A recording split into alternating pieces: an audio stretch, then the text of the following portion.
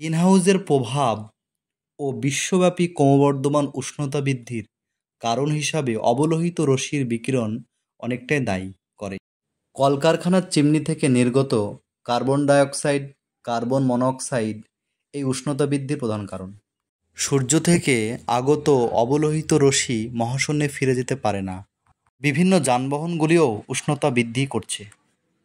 এই উষ্ণতা বৃদ্ধির ফলাফল হিসাবে উভয় মেরু অঞ্চলে বরফের গলন যে হারে বৃদ্ধি পাচ্ছে তাতে বোঝা যাচ্ছে বিগত 50 বছরে এই অবস্থা।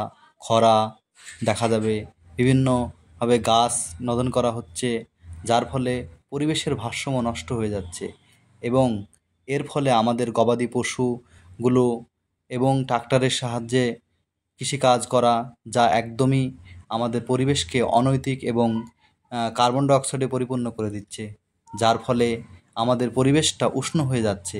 তাই আমরা গাছ লাগাবো বেশি বেশি করে এবং পরিবেশকে সুরক্ষা দেব, যার ফলে আমাদের পৃথিবীর তাপমাত্রা আবার পুনরায় সেই অবস্থানে ফিরে আসবে এবং আমাদের ওজোন স্তরটা আরও ঘনত্ব বাড়বে, যার ফলে সব কিছু আবার সুস্থ এবং মুক্ত পৃথিবী আমরা পাবো এবং পৃথিবীর মানচিত্রে সবুজায়ন ঘটবে এবং পৃথিবী তার আপন অক্ষে বিচরমান থাকবে।